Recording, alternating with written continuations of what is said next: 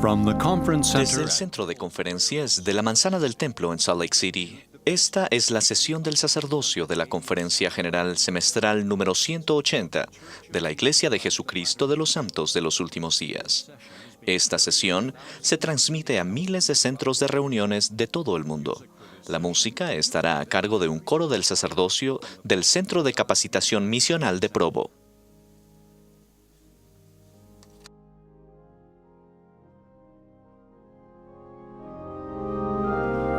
El presidente Dieter F. Uchtdorf, segundo consejero de la primera presidencia, dirigirá esta sesión.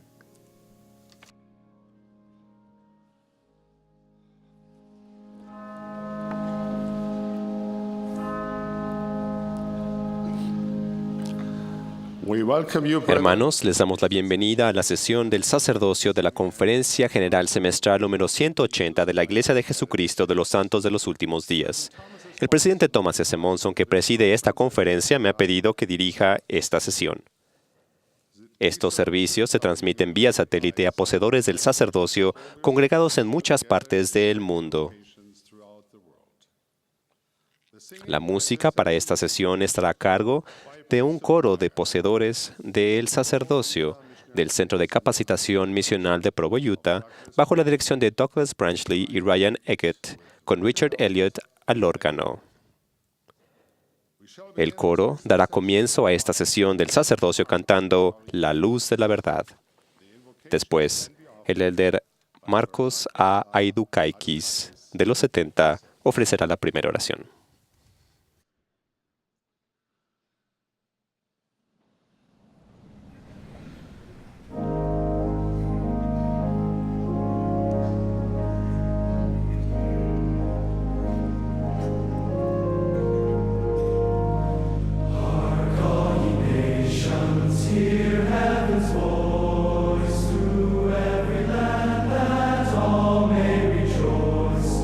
Angels of glory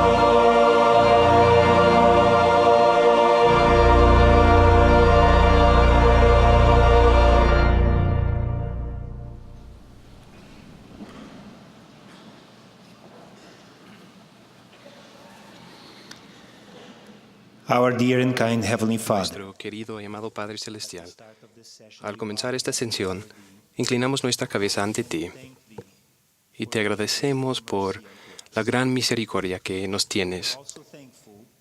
También agradecemos el sacerdocio.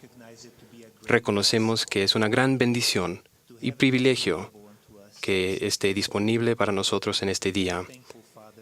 Agradecemos, Padre, la guía de los profetas vivientes y reveladores.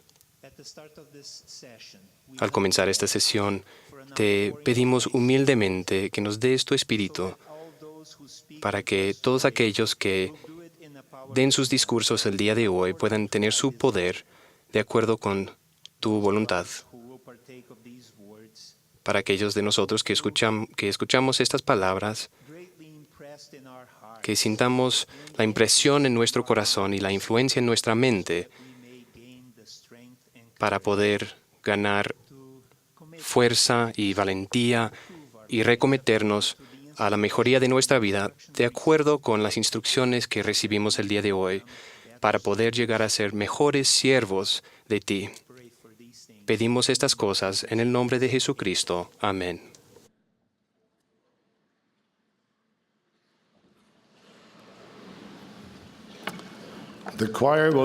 Ahora el coro cantará Id, oh mensajeros celestiales.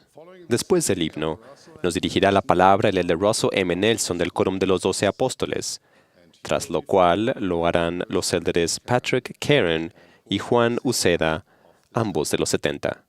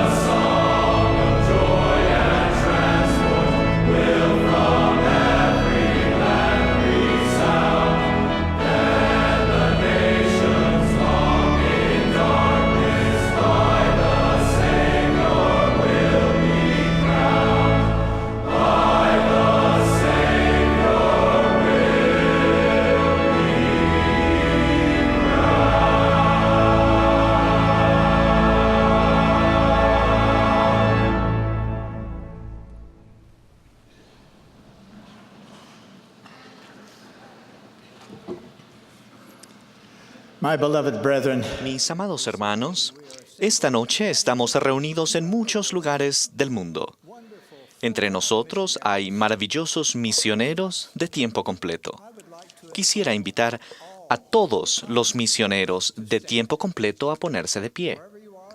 Donde sea que estén élderes, presidencias de misión, pónganse de pie. Estamos agradecidos por ustedes. Les damos gracias. Los amamos. Tomen asiento.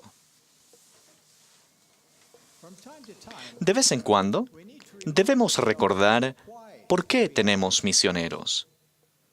Se debe a que es un mandamiento del Señor, quien dijo, Por tanto, id y haced discípulos a todas las naciones, bautizándolos en el nombre del Padre, y del Hijo, y del Espíritu Santo, enseñándoles que guarden todas las cosas que os he mandado. Y he aquí, yo estoy con vosotros todos los días hasta el fin del mundo. Este mandamiento es uno de los muchos que se han renovado porque el Evangelio de Jesucristo se ha restaurado en su plenitud. Hoy, los misioneros sirven como lo hicieron en la época del Nuevo Testamento. En el libro de Hechos se describen los primeros esfuerzos misionales de los apóstoles y de otros discípulos tras el ministerio mortal del Señor. Allí leemos sobre la extraordinaria conversión y el bautismo de Saulo de Tarso, quien anteriormente había estado respirando aún amenazas y muerte contra los discípulos del Señor y persiguiendo a miembros de la joven iglesia. Desde esos comienzos, Saulo pasó a ser el Pablo convertido, uno de los más grandes misioneros del Señor. Los últimos 15 capítulos del libro de Hechos tratan sobre las labores misionales de Pablo y sus compañeros. En una carta dirigida a uno de sus compañeros más confiables, Pablo le escribió al joven Timoteo: «Ninguno tenga en poco tu juventud, sino sé ejemplo de los creyentes, en palabra, en conducta, en amor, en espíritu, en fe y en pureza». Ese consejo es tan válido para nosotros ahora como lo fue entonces. Se aplica a nuestros misioneros de tiempo completo y se aplica igualmente a cada miembro de la iglesia. Ya seamos misioneros de tiempo completo o miembros, todos debemos ser buenos ejemplos de los creyentes en Jesucristo. Los misioneros de tiempo completo son más de 52,000, sirviendo en 340 misiones en todo el mundo. Son siervos creyentes y dedicados del Señor. Su objetivo es invitar a las personas a venir a Cristo a fin de que reciban el Evangelio restaurado mediante la fe en Jesucristo y su expiación, el arrepentimiento, el bautismo, la recepción del don del Espíritu Santo y el perseverar hasta el fin. Al igual que Timoteo, la mayoría de los misioneros de tiempo completo son varones jóvenes. Hay algunas hermanas y algunos misioneros mayores. Los amamos a cada uno. Los misioneros sirven a fin de mejorar la vida de los hijos de Dios. El Padre Celestial ama a cada uno de sus hijos. Después de todo, Él es su Padre. Él desea bendecirlos con el mayor de todos sus dones, la vida eterna. Esto enseñan los misioneros donde quiera que sirvan. Ayudan a las personas a desarrollar fe en el Señor, arrepentirse, bautizarse, recibir el Espíritu Santo, recibir las ordenanzas del templo y perseverar fielmente hasta el fin. La obra y la gloria de Dios, llevar a cabo la inmortalidad y la vida eterna del hombre, es también la sagrada obra y gloria de cada misionero. Necesitamos más misioneros dignos. Durante su ministerio terrenal, el Señor dijo a sus discípulos: «La mies a la verdad es mucha, pero los obreros pocos. Por tanto, rogad al Señor de la mies para que envíe obreros a su mies». En la sesión de la Conferencia General de esta mañana, nuestro amado presidente Thomas S. Monson efectuó un vehemente llamado para que cada varón joven de la Iglesia se prepare para el servicio misional. Es mi oración que en cada hogar de la Iglesia se haga caso de este mensaje en su totalidad. Al sabio consejo del presidente Monson agrego mi testimonio. En mi familia he observado las bendiciones que llegan a cada misionero. Hasta ahora, la cantidad de hijos, nietos y cónyuges llamados a servir como misioneros de tiempo completo son 49. Y ese número seguirá aumentando. En cada caso, he visto el aumento de sabiduría, madurez de juicio y florecimiento de fe que creció en cada misionero. Ellos, al igual que muchas generaciones que los precedieron, se embarcaron en el servicio de Dios para servirle con todo su corazón, alma, mente y fuerza. El servicio misional ha ayudado a dar forma a su destino divino. El consejo de Pablo, sé ejemplo de los creyentes, se aplica también a los miembros. La mayoría no han sido misioneros de tiempo completo y quizá nunca sean, pero todos pueden ser miembros misioneros.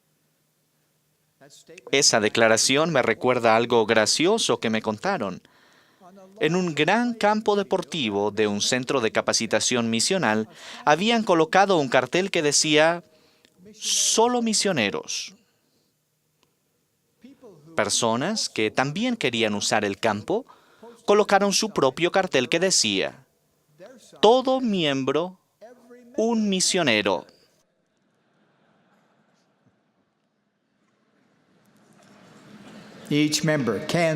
Todo miembro puede ser ejemplo de los creyentes.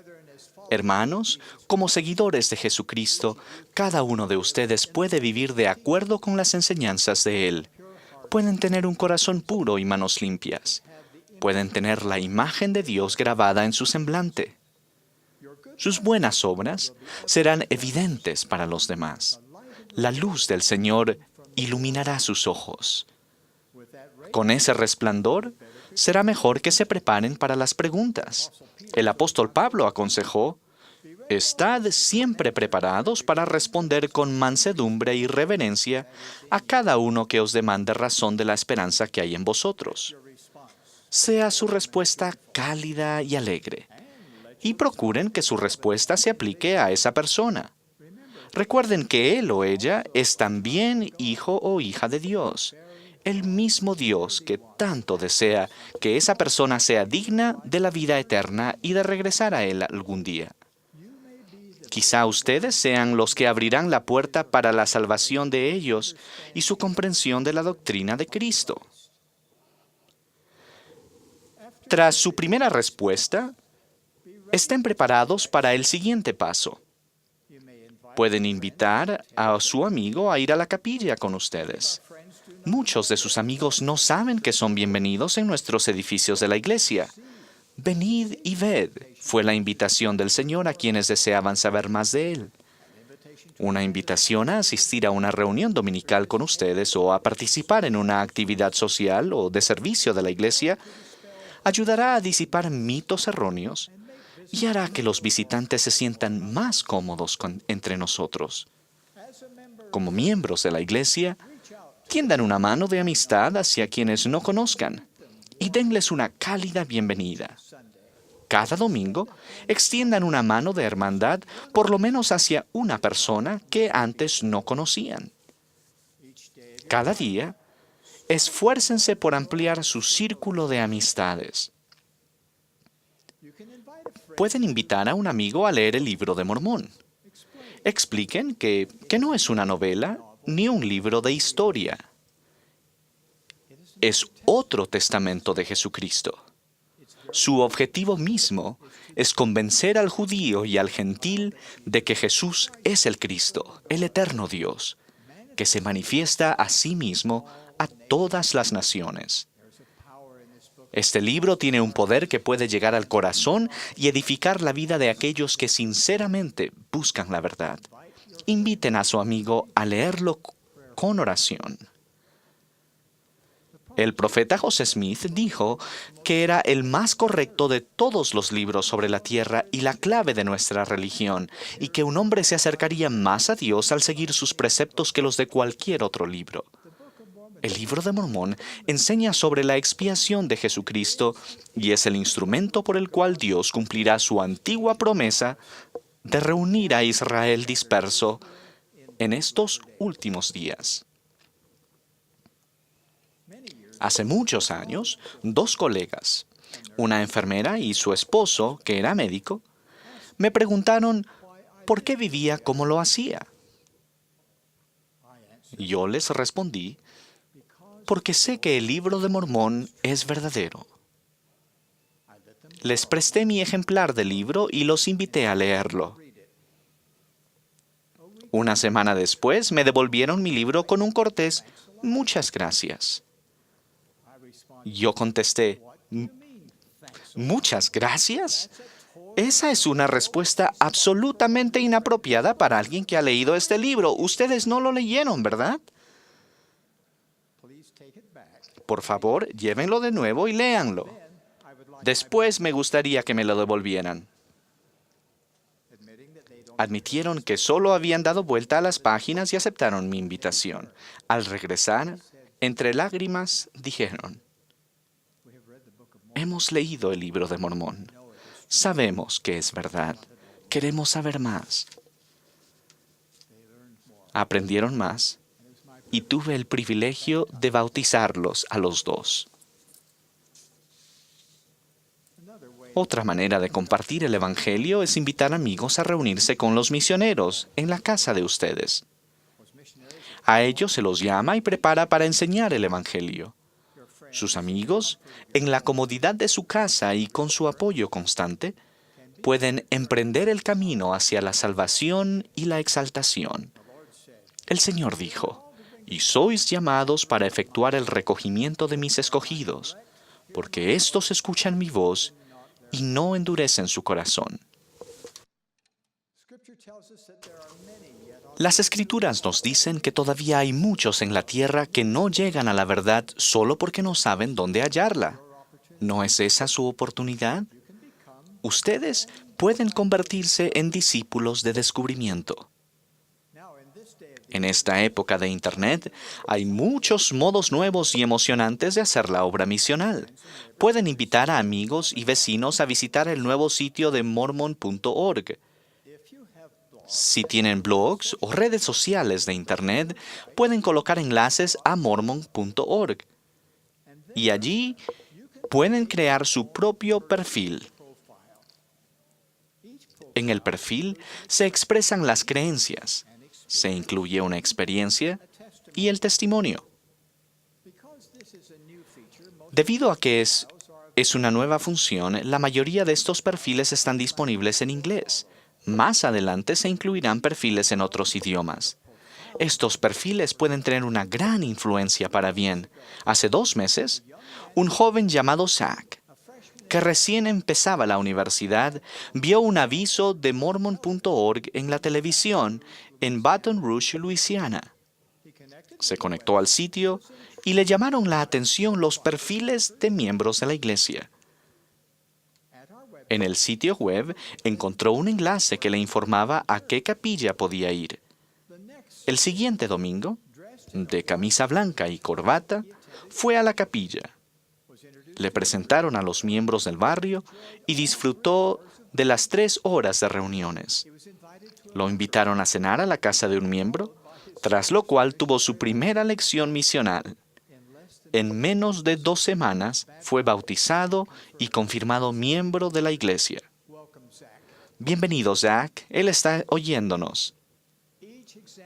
Cada seguidor ejemplar de Jesucristo puede ser un miembro misionero eficaz.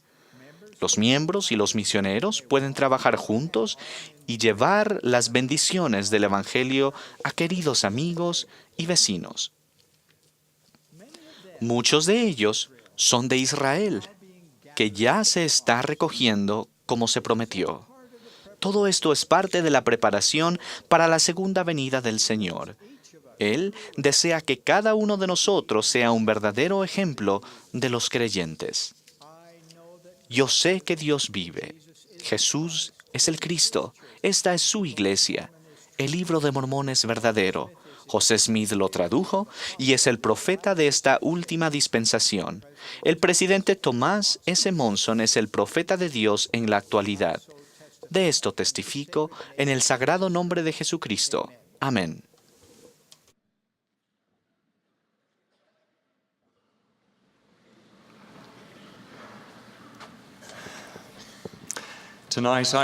Esta noche me gustaría compartir un mensaje de consuelo y sanación con los que de ustedes se sientan solos o abandonados.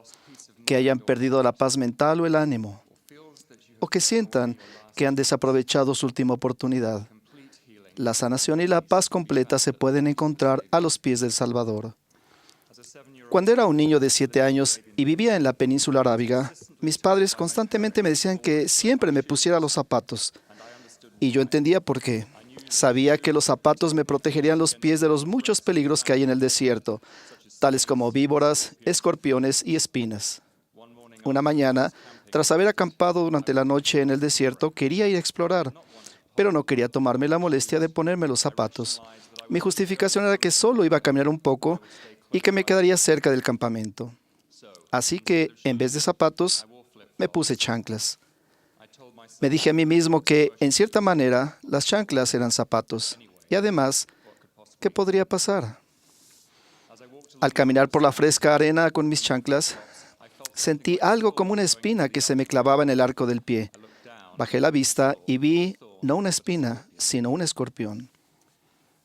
Al darme cuenta de que era un escorpión y lo que había sucedido, el dolor de la picadura comenzó a subirme por la pierna. Me agarré la parte superior de la pierna para tratar de detener el ascenso del punzante dolor y pedí auxilio.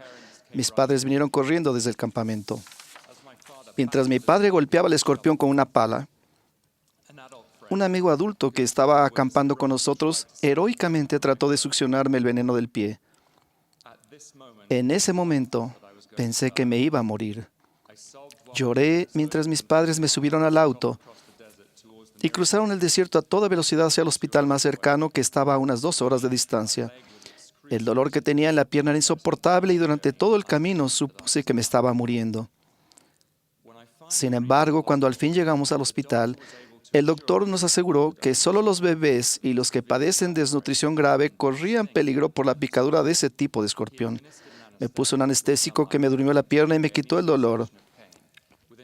En un plazo de 24 horas ya no sentía nada de la picadura del escorpión, pero había aprendido una gran lección. Yo sabía que cuando mis padres me dijeron que me pusiera zapatos, no se referían a las chanclas. Yo tenía la edad suficiente para saber que las chanclas no brindaban la misma protección que un par de zapatos. Pero esa mañana en el desierto hice caso omiso de lo que sabía que era correcto. Pasé por alto lo que mis padres me habían enseñado muchas veces. Había sido perezoso y un poco rebelde, y pagué el precio por ello. Al dirigirme a ustedes, jóvenes valientes, a sus padres, maestros, líderes y amigos, rindo tributo a todos los que se están esforzando diligentemente por llegar a ser lo que el Señor necesita y desea que lleguen a ser, y testifico por la experiencia que tuve cuando era niño y hoy como hombre que el hacer caso omiso de lo que sabemos que es correcto, ya sea por pereza o rebelión, siempre trae consecuencias no deseadas y que nos dañan espiritualmente. No, al final el escorpión no puso en riesgo mi vida, pero nos causó gran dolor y angustia tanto a mí como a mis padres. Cuando se trata de la forma en que vivimos el Evangelio, no debemos responder con pereza ni rebelión. Como miembros de la Iglesia de Jesucristo y como poseedores del sacerdocio, sabemos los mandamientos y las normas que hemos convenido en cumplir. Cuando elegimos otra senda que sabemos no es la correcta, según lo que nos han enseñado nuestros padres y líderes y según nos lo ha confirmado el Espíritu Santo en el corazón, es como salir a la arena del desierto con chanclas en vez de zapatos. Entonces intentamos justificar nuestro comportamiento perezoso o rebelde. Nos decimos a nosotros mismos que en realidad no estamos haciendo nada malo, que en verdad no importa, y que nada realmente malo va a pasar al soltarnos solo un poco de la barra de hierro. Quizás nos consolemos con el pensamiento de que todos lo hacen, o aún lo hacen peor, y que de todas formas no nos va a afectar de forma negativa. De alguna manera nos convencemos de que somos la excepción a la regla y, por tanto, somos inmunes a las consecuencias por romperla.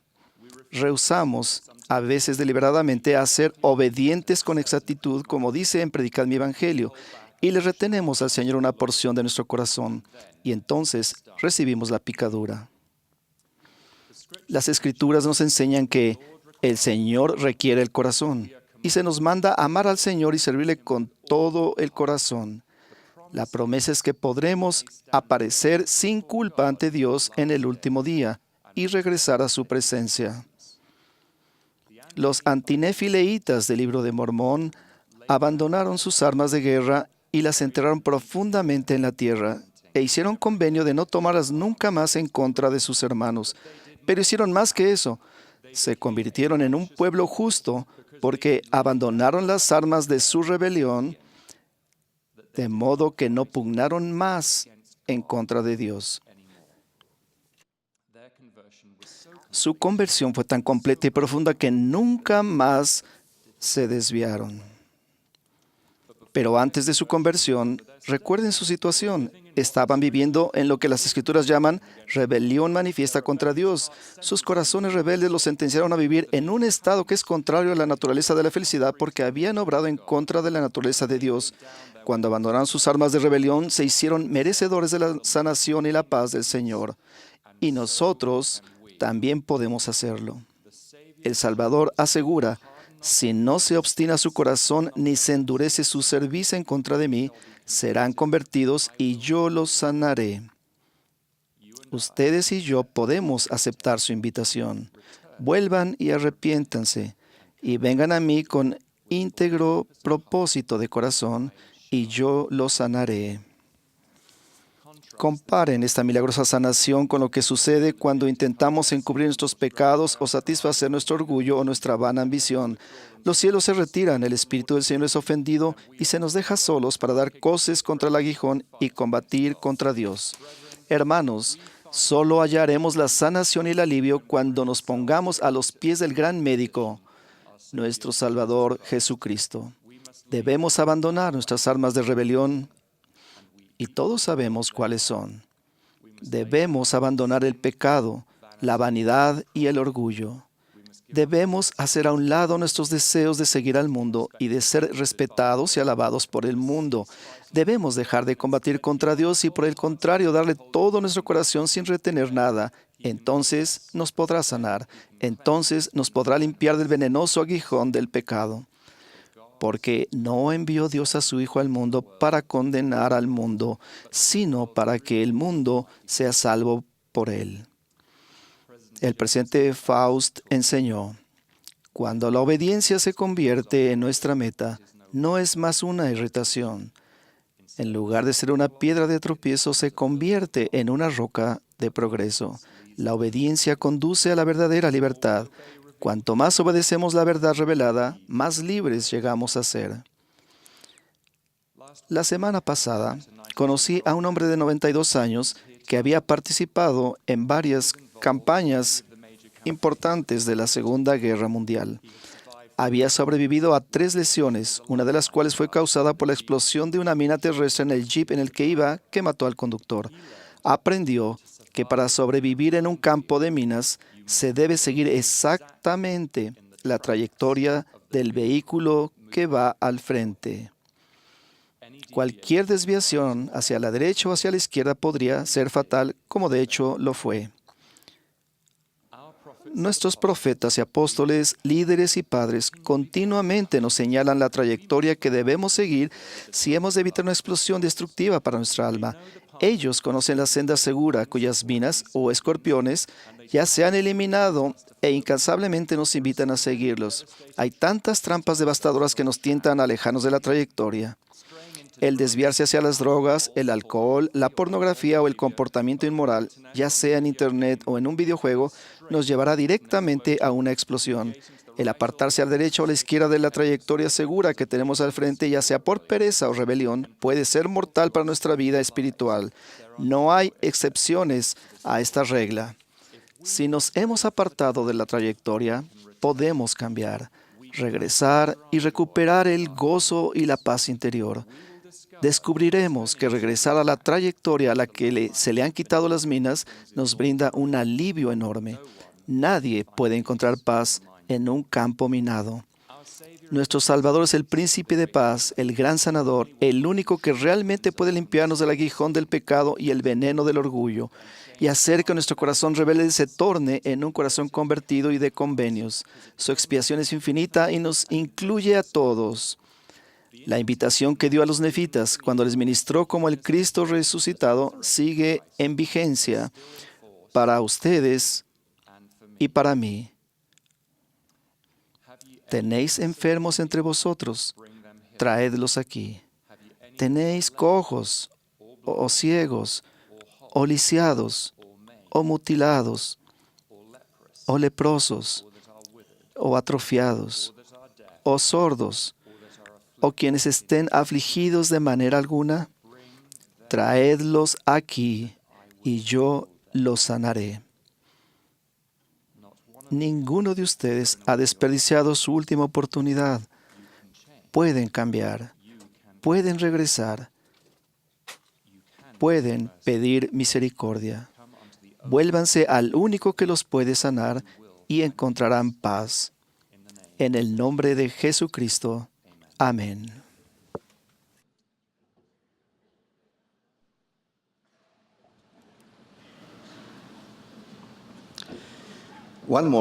Una mañana, una familia se reunió como de costumbre para estudiar las Escrituras. Al estar reunidos, el padre sintió un espíritu negativo. Algunos integrantes de la familia no parecían estar muy entusiasmados por participar. Hicieron su oración familiar y al comenzar a leer las Escrituras, el padre se dio cuenta de que una de las hijas no tenía sus Escrituras. Él la invitó a que fuera a buscarlas a su cuarto. Ella fue de mala gana y después de un momento que pareció una eternidad, regresó y dijo: ¿realmente tenemos que hacer esto ahora? El padre pensó que el enemigo de toda rectitud quería crear problemas para que no estudiaran las Escrituras. El padre, tratando de mantenerse tranquilo, dijo: sí, tenemos que hacerlo ahora, porque esto es lo que el Señor desea que hagamos. Ella respondió: no quiero hacerlo ahora. Entonces el padre perdió la paciencia, levantó la voz y dijo: esta es mi casa, y siempre vamos a leer las Escrituras en mi casa. El tono y el volumen de sus palabras lastimó a su hija, que con las Escrituras en la mano dejó el círculo familiar, corrió a su cuarto y dio un portazo. Así terminó el estudio familiar de las Escrituras, sin armonía y con un sentimiento de poco amor en el hogar. El padre supo que no había hecho lo correcto, así que fue a su cuarto y se arrodilló a orar. Le suplicó ayuda al Señor, sabiendo que había ofendido a una de sus hijas, a una hija que él mismo realmente amaba. Le imploró al Señor que restituyera el espíritu de amor y armonía en el hogar y les permitiera continuar el estudio de las Escrituras como familia. Mientras oraba, se le ocurrió una idea. Ve y dile: lo siento.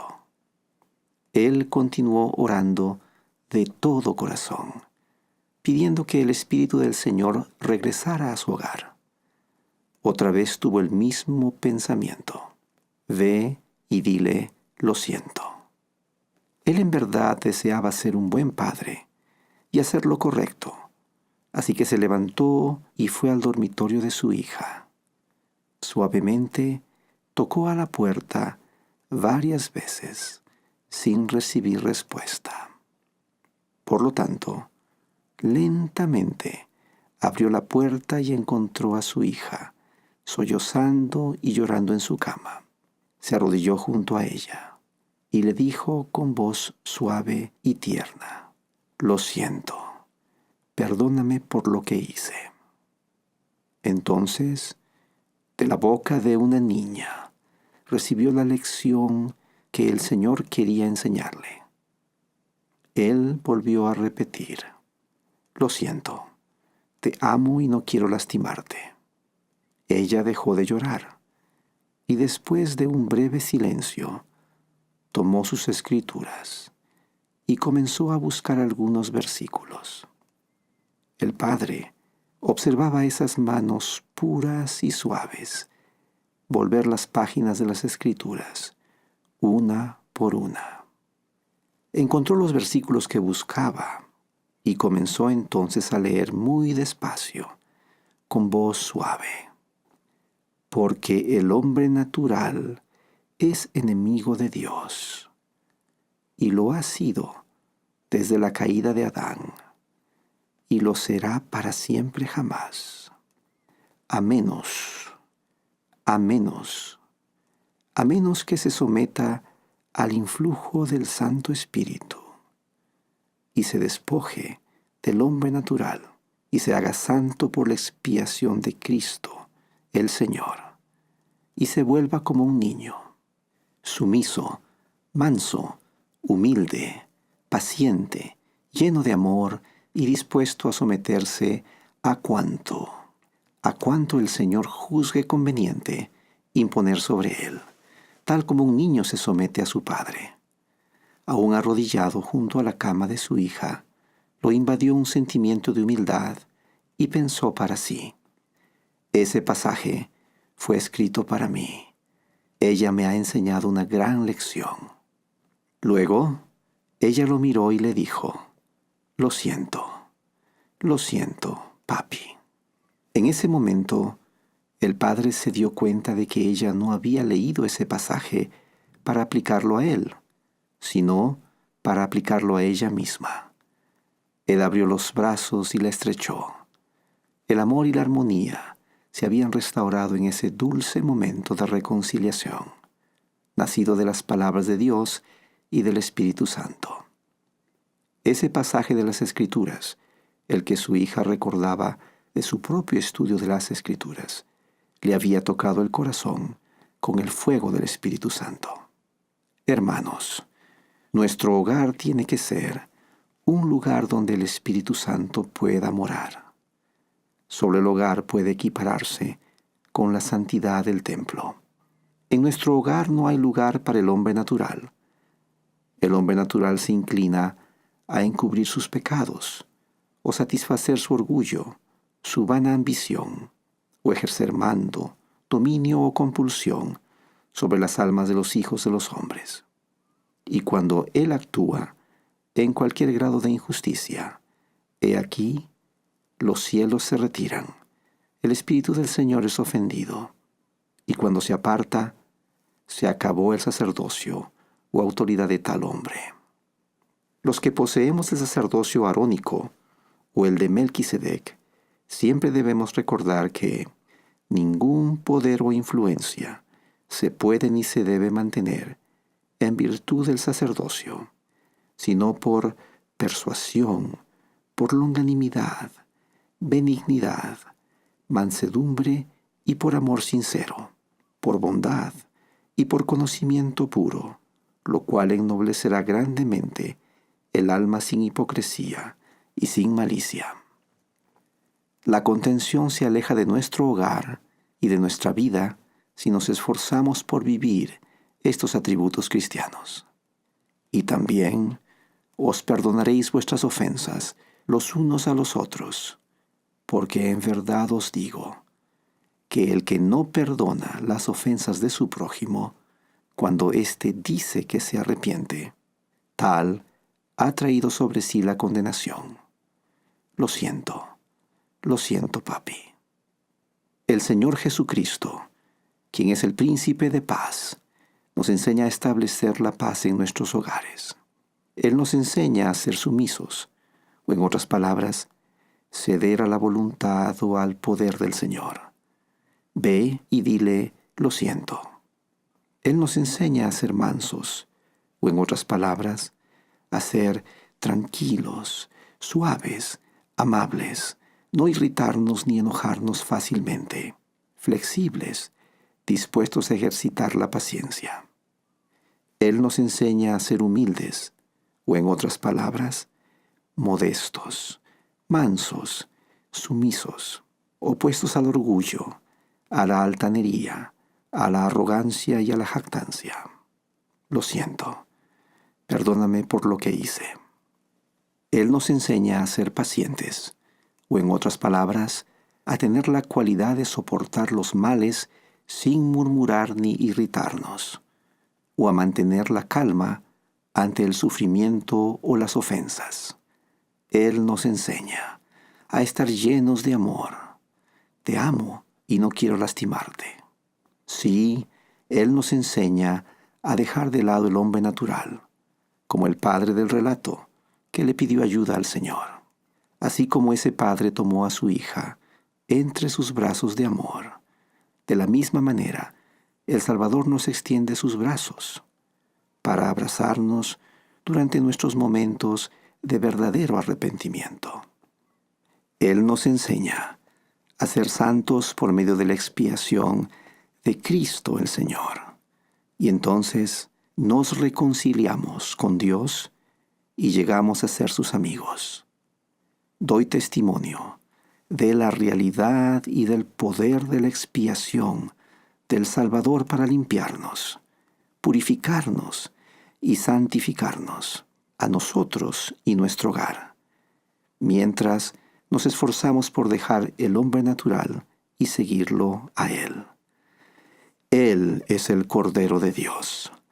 Él es el Santo y Justo, y se llama su nombre Admirable, Consejero, Dios Fuerte, Padre Eterno, Príncipe de Paz. En el nombre del Señor Jesucristo. Amén. Acabamos de escuchar la voz del Elder Uceda, quien previamente grabó su propio discurso.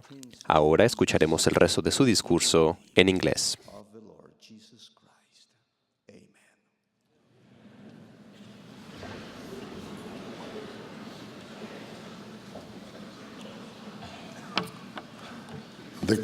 Ahora el coro y la congregación cantarán el himno número 4, Bandera de Sion. Después del himno, tendré el placer de dirigirme a ustedes. Tras mis palabras, escucharemos al presidente Henry B. Eyring, primer consejero de la primera presidencia.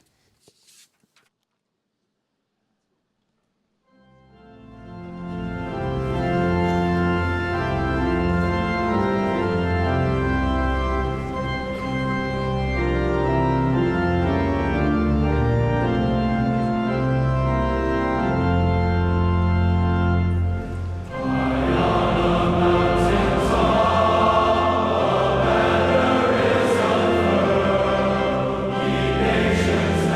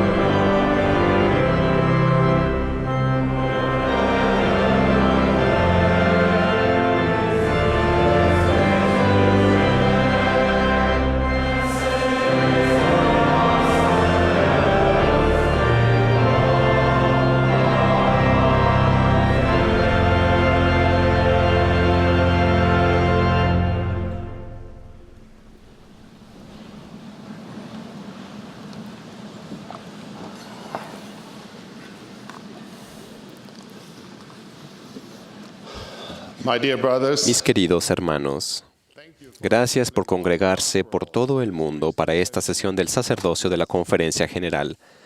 Su presencia demuestra su compromiso de unirse, donde quiera que estén, a sus hermanos que poseen el santo sacerdocio, y servir y honrar a su Señor y Redentor Jesucristo. A menudo dividimos etapas de nuestra vida en base a acontecimientos que dejan impresiones en nuestra mente y corazón. Hay muchos de esos acontecimientos en mi vida, uno de los cuales ocurrió en 1989, al escuchar el imperecedero sermón del presidente Ezra Taft Benson, Cuidados del Orgullo. En la introducción se notó que este tema había agobiado el alma del presidente Benson durante bastante tiempo. He sentido una carga semejante durante los últimos meses. Los susurros del Espíritu Santo me han instado a añadir mi voz como testimonio adicional del mensaje del presidente Benson que él dio hace 21 años. Toda persona mortal ha tenido al menos una experiencia superficial, cuando no íntima, con el pecado del orgullo. Nadie lo ha evitado y pocas personas lo vencen. Cuando le dije a mi esposa que este sería el tema de mi discurso, ella sonrió y dijo, «Es muy bueno que hables de cosas sobre las que conoces tanto».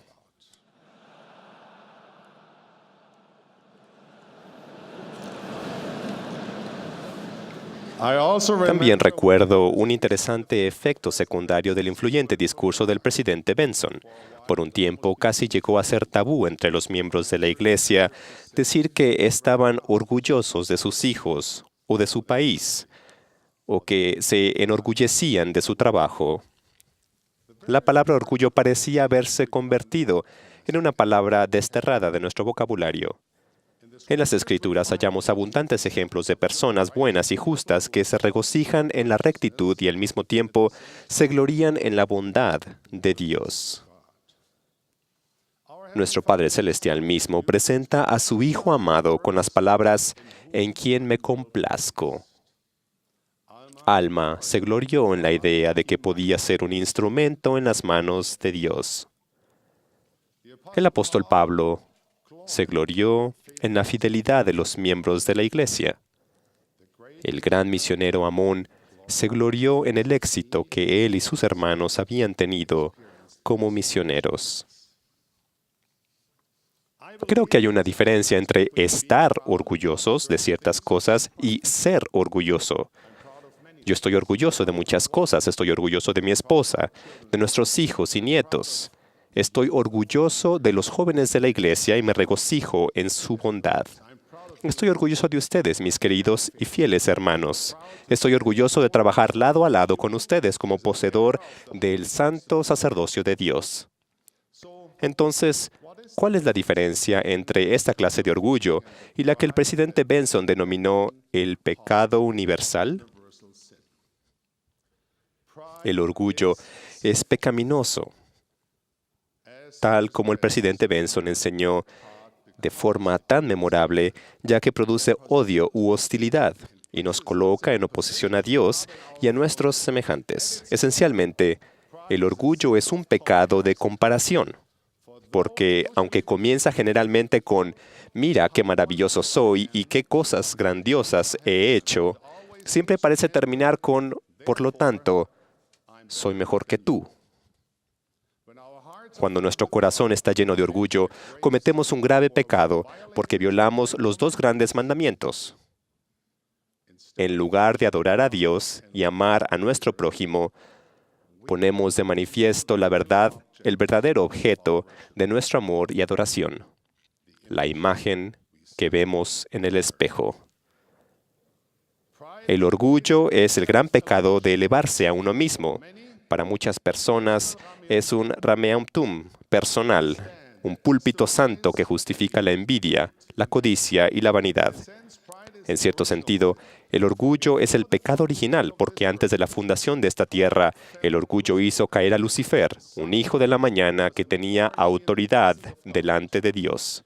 Si el orgullo puede corromper a alguien tan capaz y prometedor como él, ¿no deberíamos examinar también nuestra propia alma? El orgullo es un cáncer mortal. Es un pecado inicial que conduce a una multitud de otras debilidades humanas. De hecho, podría decirse que todos los demás pecados son en esencia una manifestación del orgullo. Ese orgullo tiene muchas facetas. A algunas personas les conduce a deleitarse en lo que perciben como ser la valía de sí mismos en sus logros, talentos, riquezas o posición. Consideran tales bendiciones como evidencia de que son escogidos, superiores o más justos que otras personas. Este es el pecado de gracias Dios porque soy más especial que tú. Su esencia es el deseo de ser admirado o envidiado.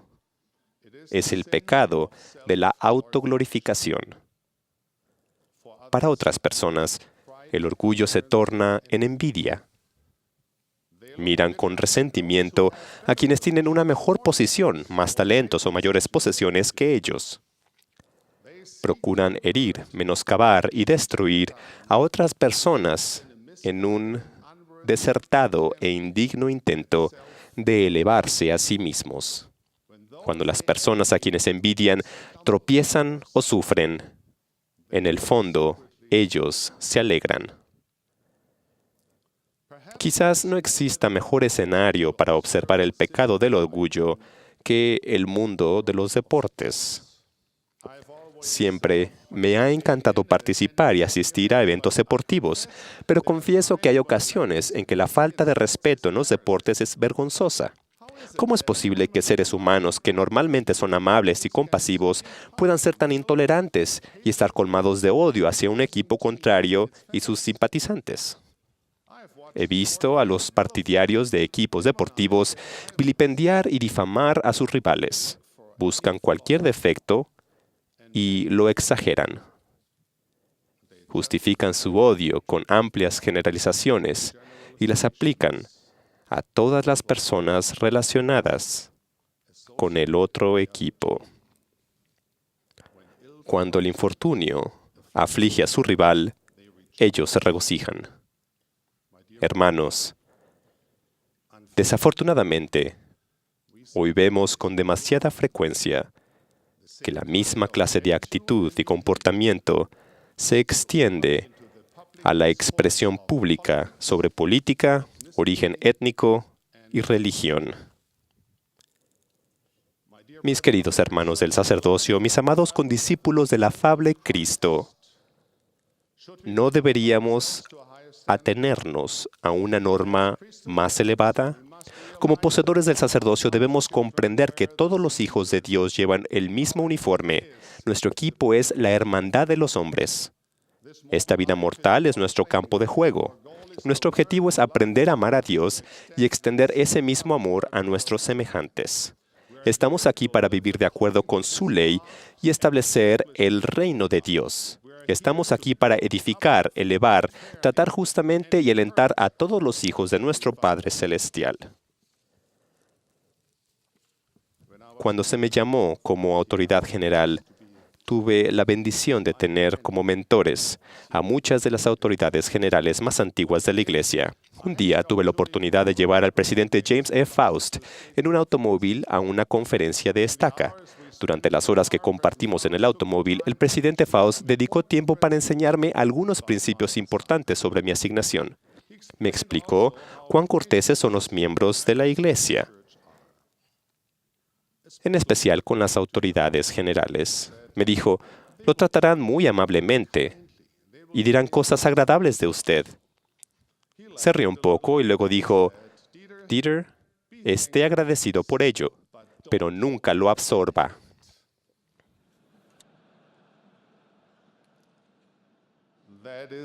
Esa es una buena lección para todos nosotros, hermanos. En cualquier llamamiento o situación en la vida, no absorbamos eso. Podemos estar agradecidos por nuestra salud, riqueza, posesiones o posición. Pero cuando comenzamos a absorberlos, cuando nos obsesionamos con nuestro estatus, cuando nos centramos en nuestra propia importancia, poder o reputación, cuando nos concentramos demasiado en nuestra imagen pública y creemos lo que otras personas dicen de nosotros, es entonces que comienza el problema. Es entonces cuando el orgullo empieza a corromper. Hay muchas advertencias sobre el orgullo en las Escrituras. Ciertamente la soberbia producirá contienda, pero con los bien aconsejados está la sabiduría. El apóstol Pedro advirtió que Dios resiste a los soberbios y da gracia a los humildes. Mormón explicó, nadie es aceptable a Dios sino los mansos y humildes de corazón. Por designio, el Señor escoge a lo débil del mundo para avergonzar a lo fuerte. El Señor hace esto para mostrar que su mano está en su obra. No sea que pongamos nuestra confianza en el brazo de la carne. Somos siervos de nuestro Señor y Salvador Jesucristo. No se nos da el sacerdocio para recibir reconocimiento y deleitarnos en los cumplidos.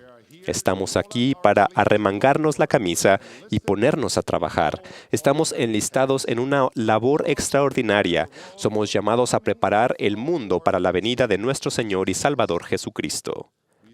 No procuramos nuestra propia honra, sino traer alabanza y gloria a Dios. Sabemos que la contribución que podemos hacer por nosotros mismos es pequeña. No obstante, conforme ejercemos el poder del sacerdocio en rectitud, Dios puede hacer que se lleve a cabo una obra maravillosa mediante nuestros esfuerzos. Debemos aprender, como lo hizo Moisés, que el hombre no es nada por sí mismo, pero que para Dios todo es posible. En esto, como en todas las cosas, Jesucristo es nuestro ejemplo perfecto. Mientras que Lucifer trató de cambiar el plan de salvación del Padre y obtener honra para sí mismo, el Salvador dijo, Padre, hágase tu voluntad y sea tuya la gloria para siempre. A pesar de sus excelentes habilidades y logros, el Salvador siempre fue manso y humilde.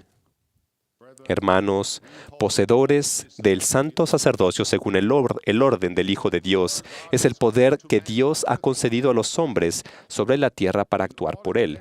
A fin de ejercer su poder, debemos esforzarnos para ser como el Salvador.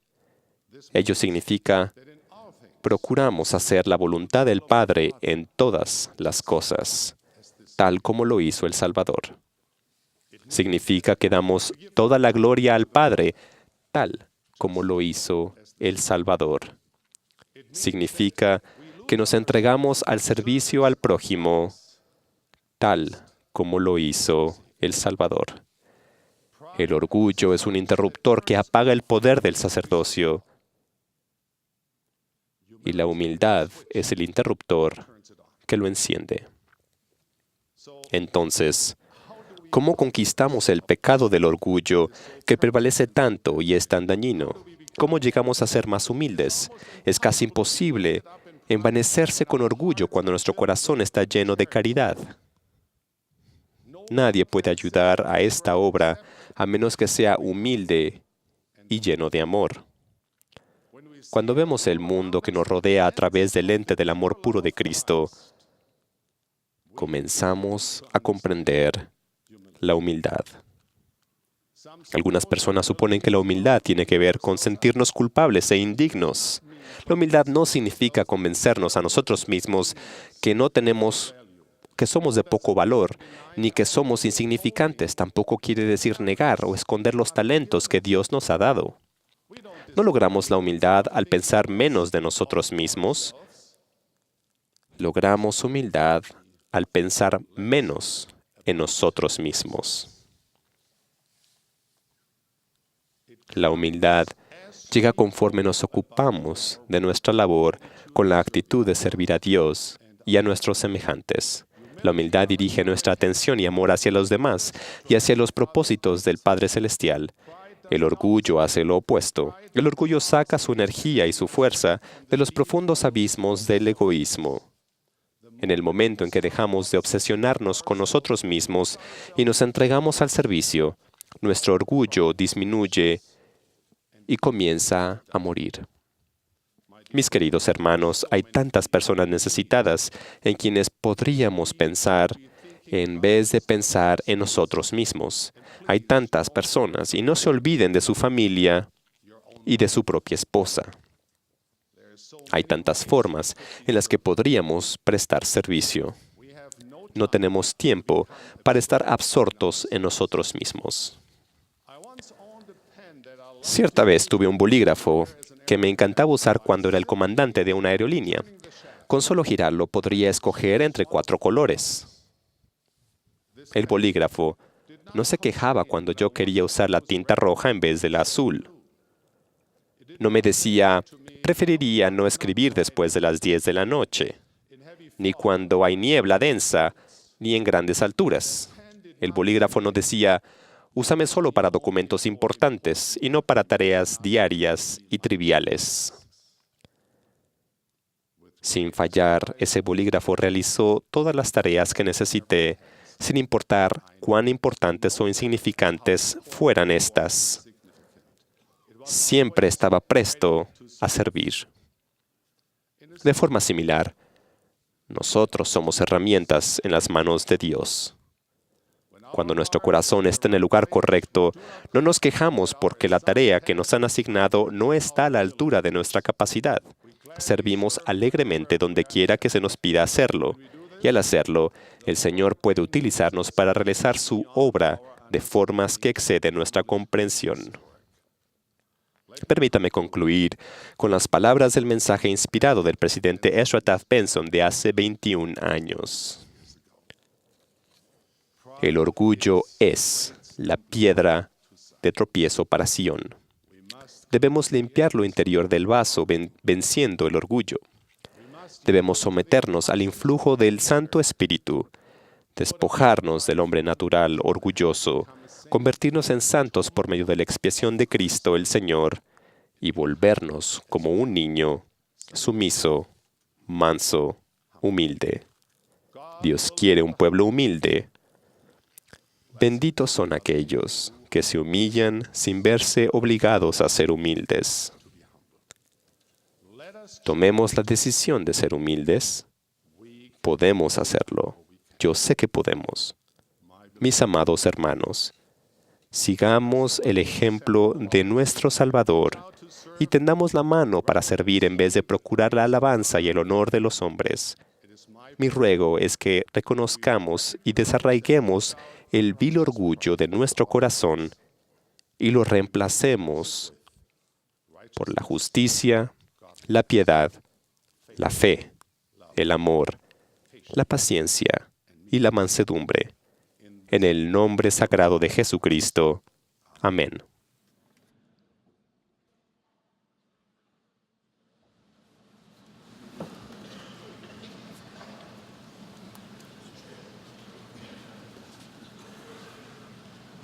This has been a wonderful evening. Ha sido una tarde maravillosa. Me encantaría hablar con los misioneros que están aquí y que se levantaron y cantaron tan bonito. Me hizo sentirme feliz al reconocer que son representantes del Señor Jesucristo y ruego que puedo hacer lo mismo. Agradezco la oportunidad de reunirme con ustedes, a quienes Dios da el honor de poseer su sacerdocio.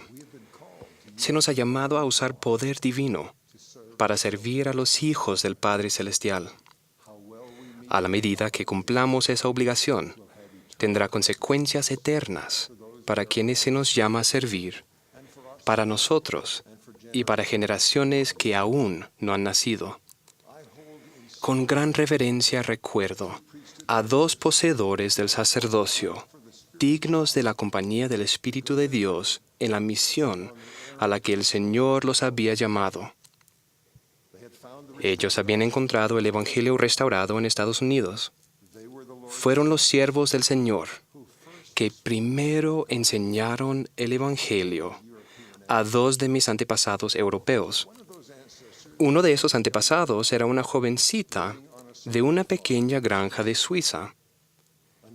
El otro era un joven huérfano e inmigrante a los Estados Unidos desde Alemania, que vivía en St. Louis, Missouri. Ambos oyeron a un poseedor del sacerdocio testificar del Evangelio restaurado. La jovencita, junto a la estufa de leña en su casa en Suiza, y ella escribió que esa noche estaba lloviendo. Los misioneros subieron en la lluvia para enseñarle, y el joven sentado en una terraza en una residencia en Estados Unidos. Los dos supieron por el Espíritu que el mensaje que los misioneros les habían llevado era verdadero. El joven y la jovencita decidieron bautizarse. Se conocieron por primera vez en el camino polvoriento mientras caminaban cientos de kilómetros hacia las montañas del oeste de Estados Unidos. Caminando juntos hablaron acerca de una milagrosa bendición. De entre todo el mundo, los siervos de Dios los habían encontrado a ellos. Y aún mejor, ellos reconocieron que el mensaje era verdadero. Se enamoraron y se casaron. Y gracias al testimonio del Espíritu, que comenzó cuando oyeron las palabras de dos poseedores del sacerdocio bajo la influencia del Espíritu Santo, se sellaron por la eternidad mediante el poder del sacerdocio. Yo soy uno de sus decenas de miles de descendientes. Y bendecimos los nombres de dos poseedores del sacerdocio que llevaron con ellos la influencia del Espíritu de Dios al ascender por la colina de Suiza y que de pie hablaron en aquella reunión en St. Louis. Esa feliz historia y otras millones semejantes se cuentan por todo el mundo y volverán a contarse durante generaciones.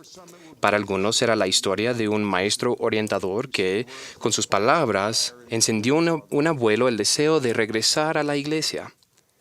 Para otros serán las palabras de consuelo y bendición de un patriarca que fortalecieron a una madre abrumada por una tragedia. Habrá un tema recurrente en esas historias: el poder de un poseedor del sacerdocio para servir, bendecir y magnificarse por el poder del Espíritu Santo. Entonces, mi mensaje para nosotros esta noche es que hagamos todo lo necesario para ser dignos de la compañía del Espíritu Santo y luego avanzarnos sin temor, sabiendo que se nos dará el poder para lograr lo que el Señor nos llame a hacer. Ese aumento de poder para servir tal vez venga lentamente, tal vez el progreso sea difícil de ver, pero sí vendrá. Esta noche haré algunas sugerencias para ser dignos de la compañía del Espíritu Santo en su servicio en el sacerdocio. Luego daré algunos ejemplos de servicio en el sacerdocio en los cuales podrán ver que la influencia del Espíritu Santo fortalecerá su poder para servir.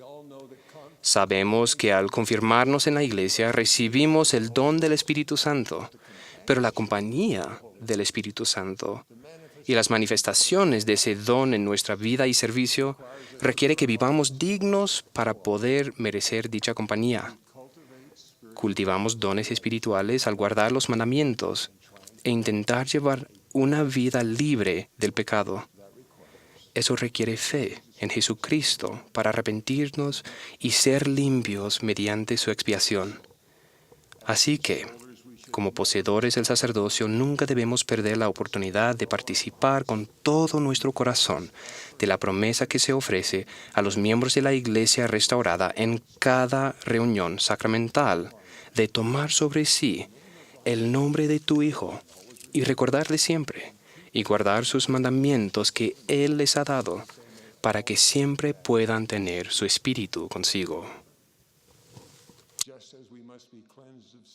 Tal como debemos estar limpios de pecado para tener el Espíritu con nosotros, también debemos humillarnos lo suficiente ante Dios para reconocer que lo necesitamos.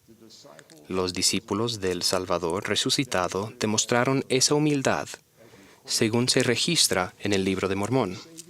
El Salvador estaba por dejarlos, preparándolos para su ministerio. Ellos se arrodillaron en el suelo para orar. Este es el relato. Y oraron por lo que más deseaban. Y su deseo era que les fuese dado el Espíritu Santo. Fueron bautizados como ustedes, y el registro dice que en respuesta a su súplica, fueron llenos del Espíritu Santo y de fuego. El Salvador oró en voz alta para agradecer a su Padre el Espíritu Santo dado a los que Él había escogido debido a su creencia en Él. Y luego el Salvador pidió una bendición espiritual para aquellos a quienes servían.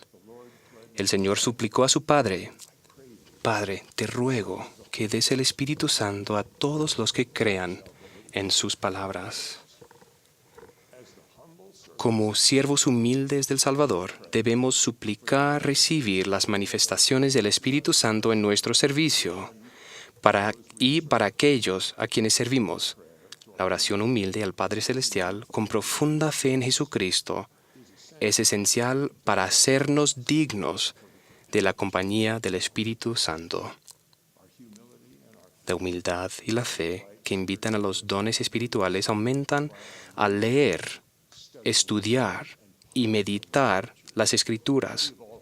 Aunque todos hemos oído esas palabras, tal vez leemos unas pocas líneas o páginas de las Escrituras cada día y esperamos que sea suficiente.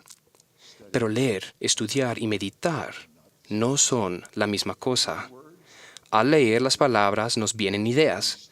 Al estudiar, descubrimos patrones y semejanzas entre pasajes. Pero al meditar, invitamos a la revelación por el Espíritu. Meditar para mí implica pensar y orar después de leer y estudiar cuidadosamente las Escrituras. El presidente Joseph F. Smith era un ejemplo para mí de cómo la meditación puede invitar a la luz de Dios. Está registrado en la sección 138 de Doctrina y Convenios.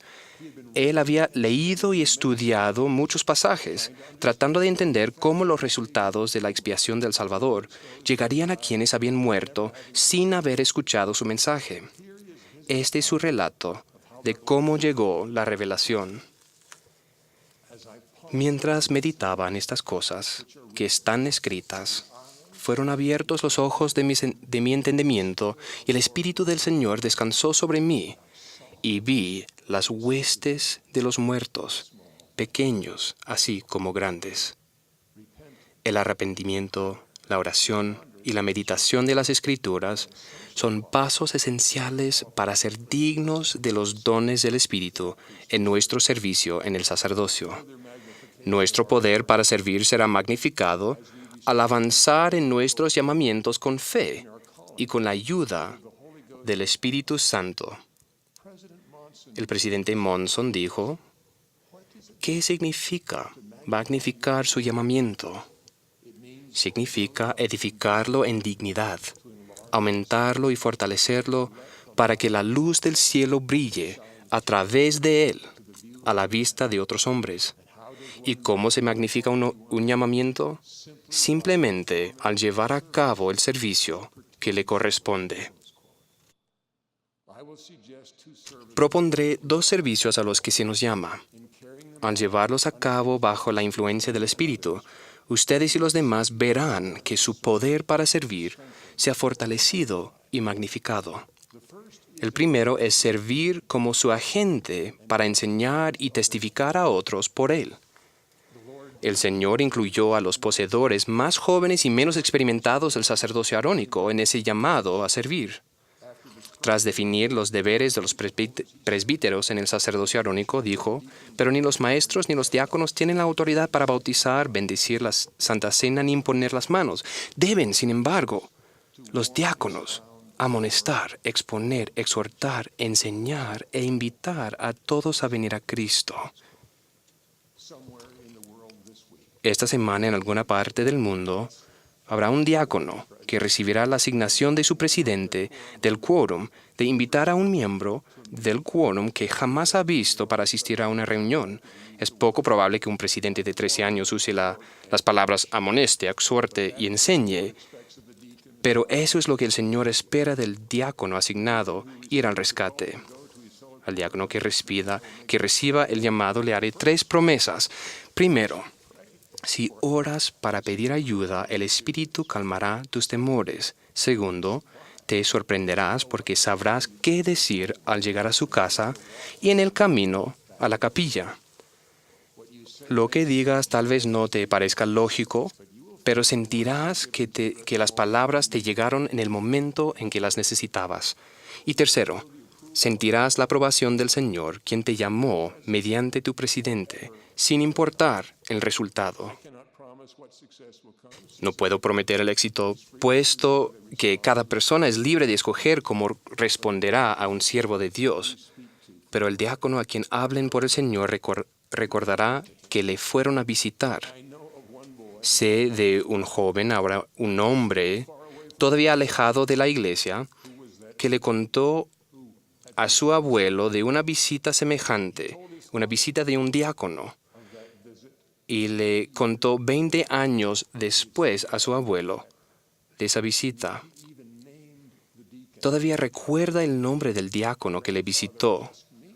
El abuelo me pidió buscar y agradecer al diácono que se llamó a invitar, exhortar y enseñar. En la vida de un joven fue un día cualquiera, pero un abuelo y el Señor recuerdan las palabras que ese diácono fue inspirado a decir y recuerdan su nombre. Insto a todos los jóvenes y mayores llamados a hablar en una reunión en el nombre del Señor, que desechemos la falta de confianza y los sentimientos de ineptitud. Ni la elocuencia ni ideas profundas son necesarias. Solo necesitamos palabras sencillas de testimonio. El Espíritu les dará las palabras y las llevará al corazón de personas humildes que busquen la verdad de Dios. Al seguir intentando hablar por el Señor, un día nos sorprenderemos al ver que hemos amonestado, exhortado, enseñado e invitado con la ayuda del Espíritu para bendecir vidas con más eficacia de la que somos capaces. Además del llamado a enseñar, el Señor nos enviará a socorrer a los necesitados, un servicio del sacerdocio en el que sentiremos la influencia del Espíritu mientras aumenta nuestro poder para servir. Descubrirán que reconocen mejor el dolor y la preocupación en el rostro de la gente. Vendrán a su mente nombres o rostros de personas en su quórum que tienen necesidad. Los obispos tienen esos sentimientos durante la noche y cada vez que sentados en el estrado observan a los miembros del barrio o piensan en los que no están. Puede suceder al estar cerca de un hospital o un hogar de ancianos. Más de una vez he oído estas palabras al hacer una visita repentina. Yo sabía que vendría usted. No debemos preocuparnos por qué es lo que debemos decir o cuándo debemos llegar. El amor de Dios y el Espíritu Santo son suficientes. Cuando yo era hombre joven, temía no saber qué hacer o decir para ayudar a las personas con grandes necesidades. No me gustaba ir a los hospitales. Una vez estaba en el hospital junto a la cama de mi padre, que parecía a punto de morir. Oí un alboroto entre las enfermeras en el pasillo y de repente el presidente Spencer W. Kimball entró en la habitación y se sentó en una silla al lado de la cama. Yo pensé, ahora tendré la oportunidad de observar y aprender de un experto en acudir a los que pasan dolor y sufrimiento.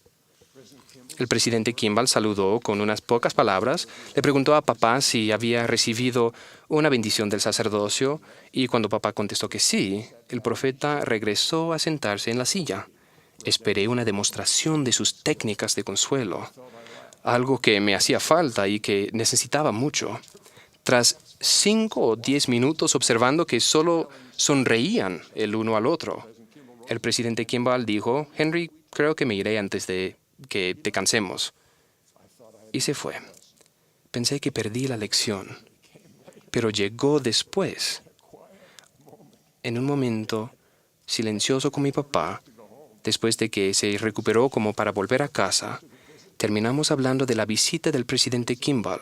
Papá dijo en voz baja, de todas las visitas que tuve, la suya fue la que más me levantó el ánimo.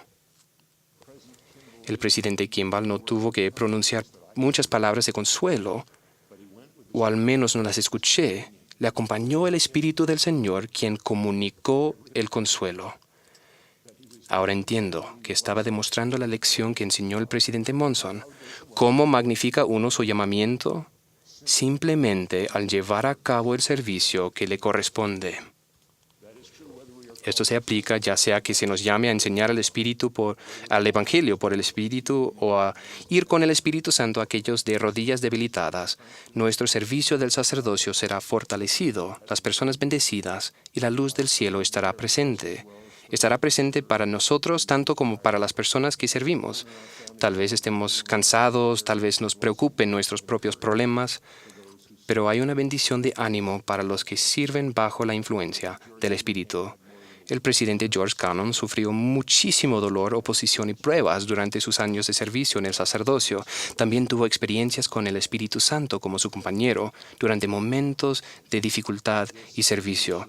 Esta es la garantía que nos da para nuestro servicio en el Evangelio, en la iglesia y en nuestra familia. Para mí, la promesa se ha cumplido cada vez que sentí el Espíritu en mi servicio en el sacerdocio. Siempre que nuestra mente se llene de oscuridad, sabremos que no tenemos el Espíritu de Dios. Cuando somos llenos del Espíritu de Dios, estamos llenos de gozo, de paz y de felicidad, sin importar cuáles sean nuestras circunstancias, ya que se trata del espíritu de alegría y felicidad. El Señor nos ha dado el don del Espíritu Santo. Tenemos el privilegio de que ese Espíritu Santo esté dentro de nosotros, a fin de que desde la mañana hasta la noche y desde la noche hasta la mañana tengamos el gozo, la luz y la revelación de Él. Podemos esperar que llegue esa bendición de felicidad cuando la necesitemos durante los momentos difíciles de nuestro fiel servicio en el sacerdocio. Testifico que somos llamados por Dios. Esta es la iglesia verdadera de Jesucristo, restaurada mediante el profeta José Smith. Dios vive y escucha cada oración. Jesús es el Cristo resucitado y nuestro Salvador. Pueden saber que estas cosas son verdaderas por el poder del Espíritu Santo que llegará a ustedes mediante su servicio. En el nombre de Jesucristo. Amén.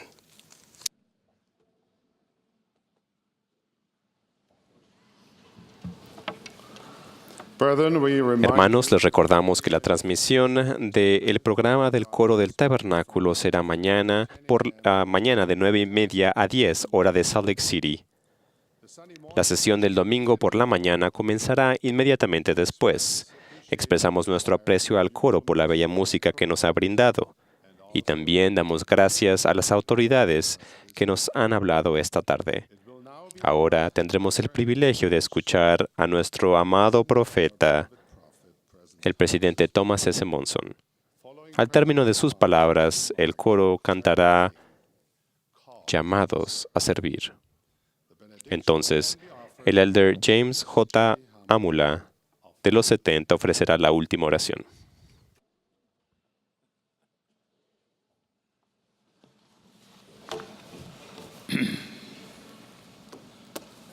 My beloved brethren of the priesthood, Mis queridos hermanos del sacerdocio, mi ferviente oración esta noche es poder disfrutar de la ayuda de nuestro Padre Celestial al expresar las cosas que tengo la impresión de compartir con ustedes. Últimamente he estado pensando en las decisiones y sus consecuencias. No pasa ni una hora del día en la que no tengamos que tomar decisiones de una u otra índole. Algunas son triviales, pero otras son de mayor alcance. Algunas no tendrán ningún efecto en el orden eterno de las cosas, mientras que otras serán de muchísima importancia. Al contemplar los diversos aspectos de las decisiones, las he colocado en 3 categorías. Primero, el derecho de elegir. Segundo, la responsabilidad de elegir. Y tercero, los resultados de elegir. Las llamo los tres aspectos de las decisiones. Menciono primeramente el derecho de elegir. Estoy tan agradecido a un amoroso Padre Celestial por el don que nos ha dado del albedrío o del derecho de elegir. El presidente David O. McKay, noveno presidente de la Iglesia, dijo: después del otorgamiento de la vida misma, el derecho de dirigir esa vida es el don más grande que Dios le ha dado al hombre.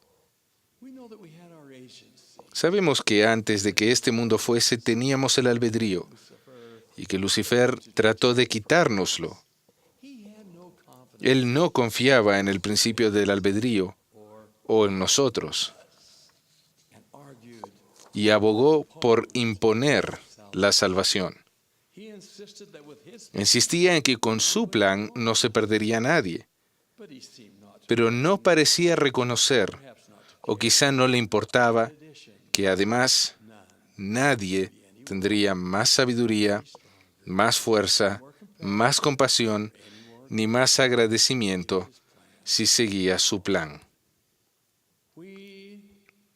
Nosotros, los que elegimos el plan de Salvador, sabíamos que nos embarcaríamos en un viaje peligroso y difícil, porque caminamos por los senderos del mundo y pecamos y caemos, alejándonos de nuestro Padre. Pero el primogénito en el Espíritu se ofreció a sí mismo como sacrificio para expiar los pecados de todos. A través de un sufrimiento indescriptible, Él llegó a ser el gran Redentor, el Salvador de toda la humanidad, lo que hizo posible que regresáramos con éxito a nuestro Padre. El profeta Nefi nos dice: así pues los hombres son libres, según la carne, y les son dadas todas las cosas que para ellos son propias.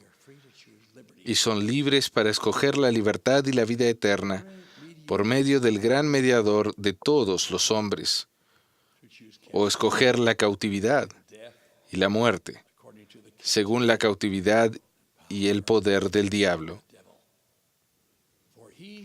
Pues Él busca que todos los hombres sean miserables como Él. Fin de la cita. Hermanos, en cualquier circunstancia en la que nos encontremos, siempre tendremos el derecho de elegir. Segundo, con el derecho de elegir viene la responsabilidad de elegir. No podemos ser neutrales. No hay un terreno intermedio. El Señor lo sabe. Lucifer lo sabe. Mientras vivamos en esta tierra, Lucifer y sus huestes nunca abandonarán la esperanza de reclamar nuestras almas.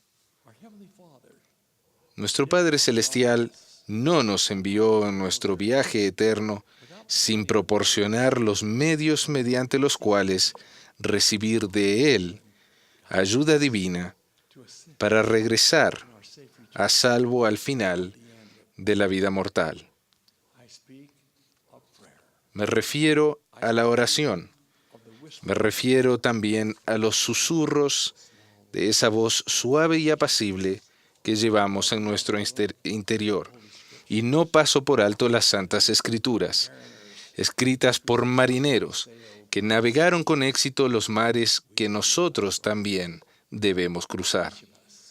Cada uno de nosotros ha venido a esta tierra con todos los medios necesarios para tomar las decisiones correctas.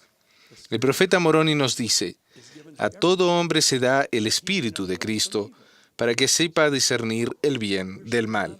Fin de la cita. Estamos rodeados y a veces nos acosan los mensajes del adversario.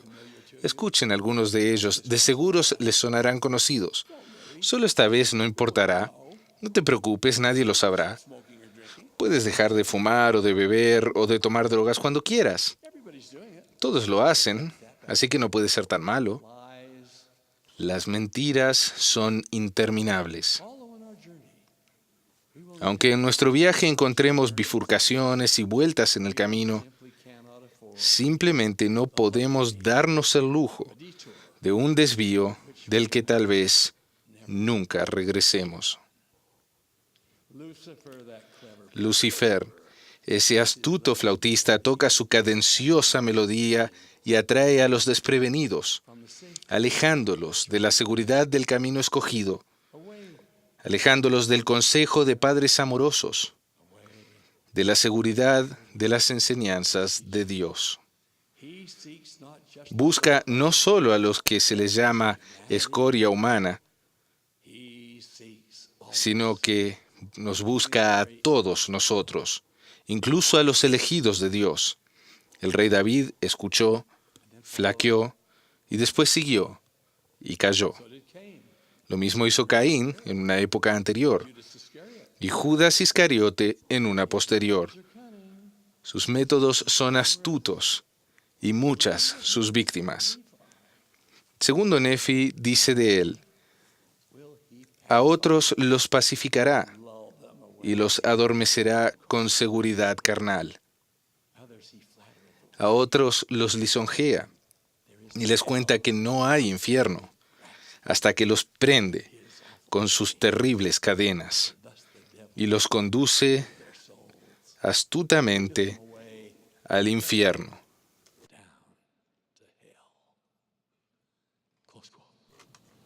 Hasta ahí la cita.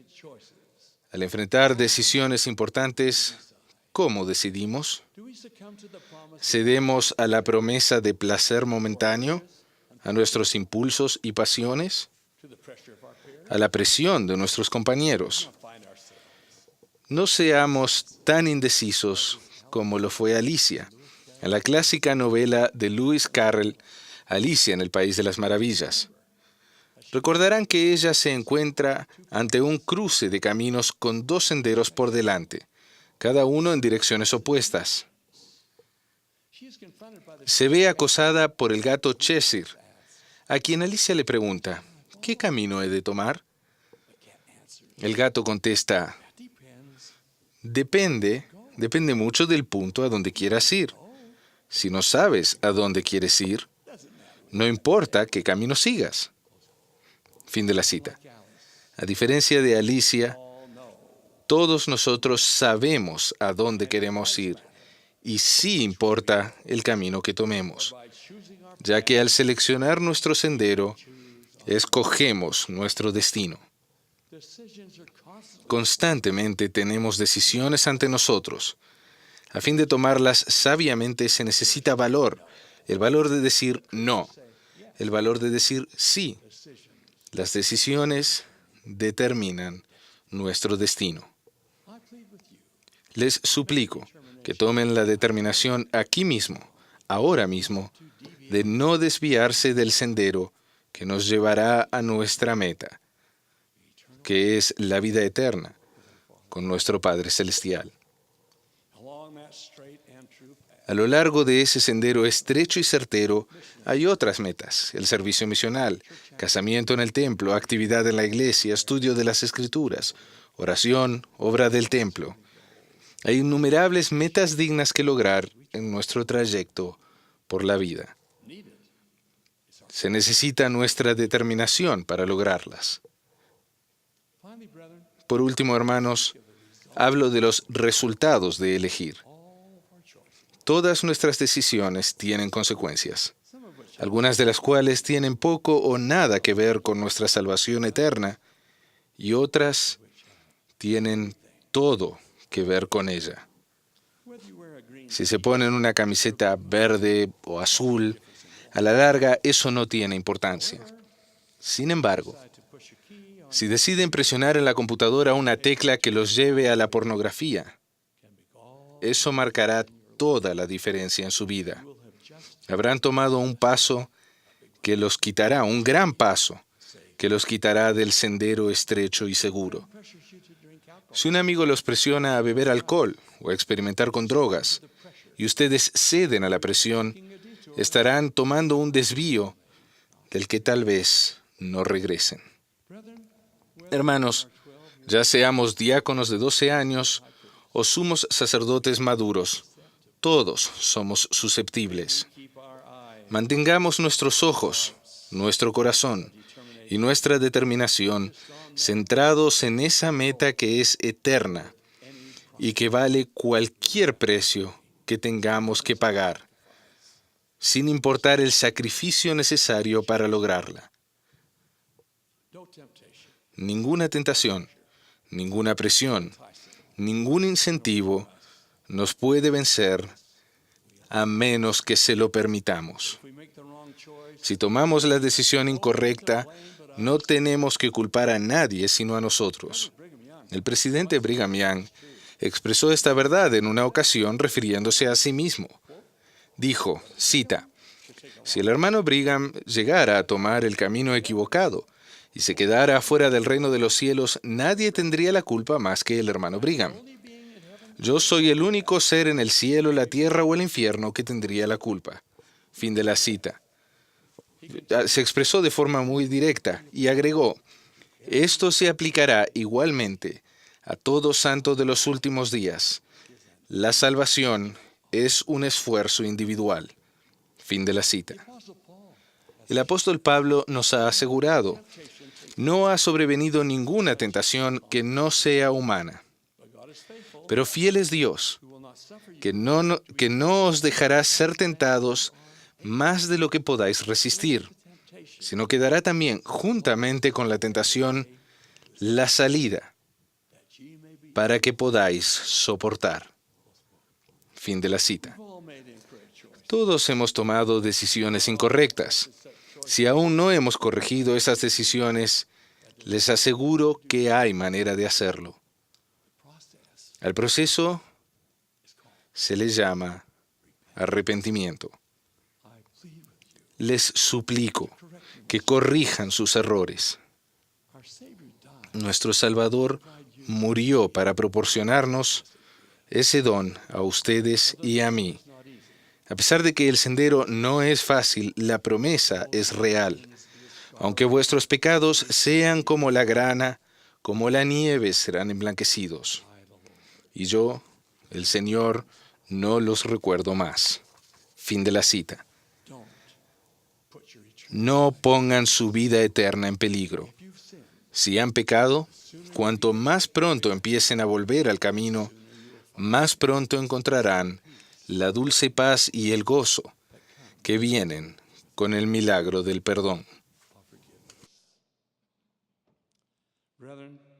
Hermanos, ustedes son de linaje real.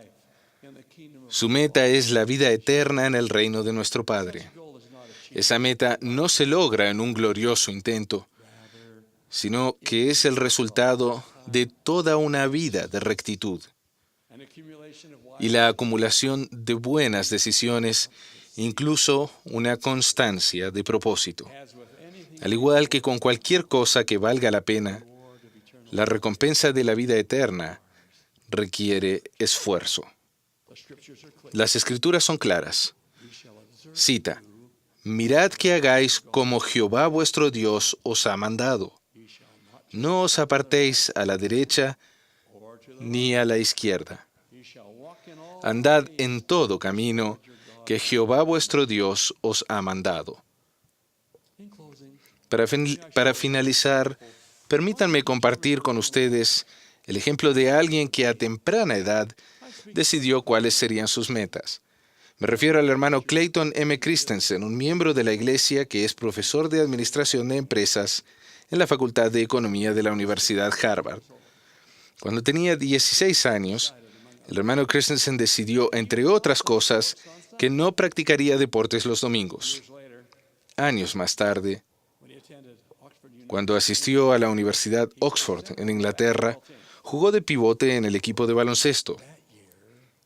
En la temporada deportiva de ese año quedaron invictos y así clasificaron al Campeonato Nacional de Baloncesto Universitario Británico, equivalente al de la NCAA en Estados Unidos. Ganaron fácilmente los partidos del campeonato, clasificando a semifinales. Fue entonces que el hermano Christensen se fijó en el horario y horrorizado vio que el último partido estaba programado para un domingo. Él y el equipo se habían esforzado mucho por llegar a ese punto, y él era el pivote titular. Fue a hablar sobre su dilema al entrenador, quien se mostró indiferente, y le dijo al hermano Christensen que esperaba que jugara el partido. Antes de la final, sin embargo, se jugaba la semifinal. Lamentablemente, el pivote suplente se dislocó el hombro, lo que aumentó la presión para que el hermano Christensen jugara en el último partido. Se fue al cuarto del hotel y se arrodilló para preguntarle a su Padre Celestial si estaba bien, solo por esa vez, jugar en domingo. Dijo que antes de terminar de orar, recibió la respuesta. Cita: Clayton, ¿para qué me lo preguntas? Ya sabes la respuesta. Buscó al entrenador para decirle que lamentaba mucho no poder jugar en la final. Después se fue a las reuniones dominicales del barrio local mientras su equipo jugaba sin él. Él oró con fervor por el éxito de ellos y ganaron. Esa difícil y trascendental decisión se tomó hace más de 30 años. El hermano Christensen ha dicho que, con el transcurso del tiempo, considera que fue una de las decisiones más importantes que jamás haya tomado. Hubiera sido muy fácil haber dicho: ya saben, en general, santificar el día de reposo es el mandamiento correcto, pero en mis circunstancias atenuantes particulares, está bien, solo por esta vez, si no lo hago. No obstante, dice que toda su vida ha llegado a ser una ristra interminable de circunstancias atenuantes. Y que si hubiera hecho una excepción solo aquella vez, entonces la próxima vez que hubiera surgido algo que fuera sumamente difícil e importante, hubiera sido mucho más fácil volver a hacer una excepción. La lección que aprendió es que es más fácil cumplir los mandamientos el 100% del tiempo que un 98% del tiempo. Mis queridos hermanos, estemos llenos de gratitud por el derecho de elegir. Aceptemos la responsabilidad de elegir y seamos siempre conscientes de los resultados de elegir. Como poseedores del sacerdocio, todos nosotros, unidos como uno, podemos hacernos merecedores de la influencia guiadora de nuestro Padre Celestial al elegir detenida y correctamente. Estamos embarcados en la obra del Señor Jesucristo. Nosotros, al igual que aquellos de tiempos antiguos, hemos respondido a su llamado. Estamos en su obra. Tendremos éxito en el mandato solemne que dice: sed limpios los que lleváis los vasos de Jehová.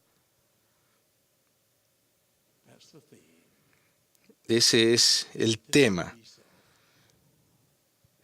Que sea así es mi solemne y humilde ruego. En el nombre de Jesucristo, nuestro Maestro. Amén.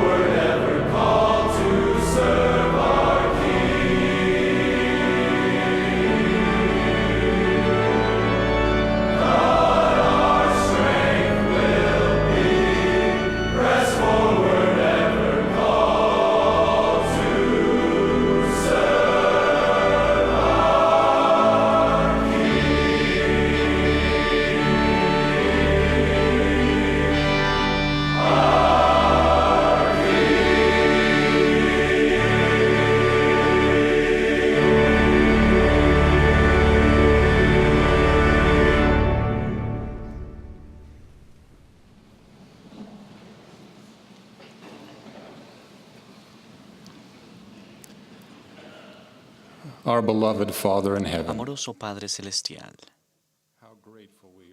cuán agradecidos estamos por vivir en un día de profetas y apóstoles. Cuán agradecidos estamos de que hayas enviado a tu Hijo para hablar otra vez al hombre a través de tus siervos. Cuán agradecidos estamos por la compañía del Espíritu Santo. Y cuán agradecidos por el sacerdocio, su poder y autoridad delegados al hombre, autorizándonos para hablar en tu nombre y hacer tu obra. Cuán agradecidos estamos, Padre, por la música, por este coro y los otros coros que han cantado. Te rogamos ahora que nos bendigas, que nos ayudes a poner en práctica la inspiración que hemos recibido en esta sesión para ser mejores hombres, mejores padres, mejores esposos, mejores poseedores del sacerdocio en el mundo. Lo rogamos en el nombre de tu unigénito, Jesucristo. Amén.